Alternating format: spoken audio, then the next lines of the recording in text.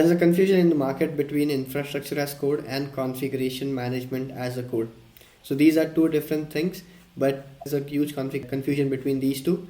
So what do you mean by infrastructure as a code, and what do you mean by configuration as management as a code? Infrastructure as a code is managing and provisioning of infrastructure through code instead of using a manual process to configure device. So considering this, let me give an example. If you want to create an EC2 instance, you will be using Terraform.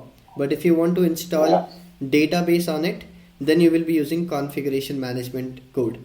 So here you will just provision the infrastructure, but you will configure the infrastructure here.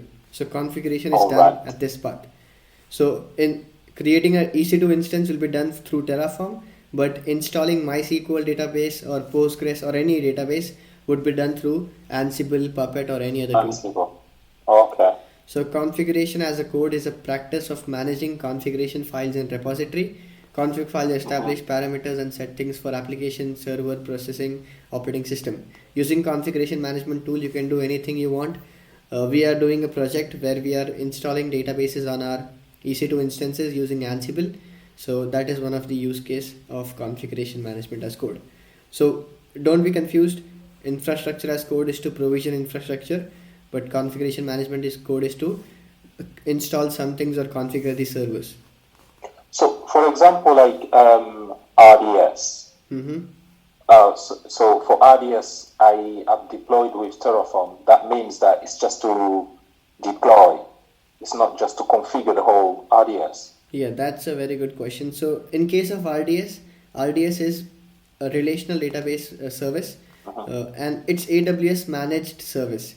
So when you use RDS, you don't have to install anything. It comes pre-installed by AWS. You just need to select what engine do you want. Do you want MySQL? Do you want Postgres? Do you want Oracle? So everything is managed by AWS. So you don't have to use Ansible for that or any configuration management tool.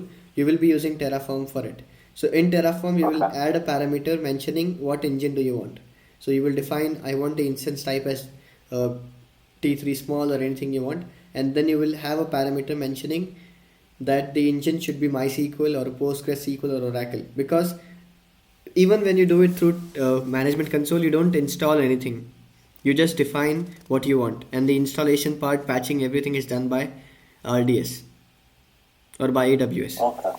Right? Okay. So that's just the provisioning of database. It's not configuration. Okay. But if you do it through EC2 instance, like you will launch a Ubuntu instance and then install LAMP setup, then you would use Ansible. Okay. All right.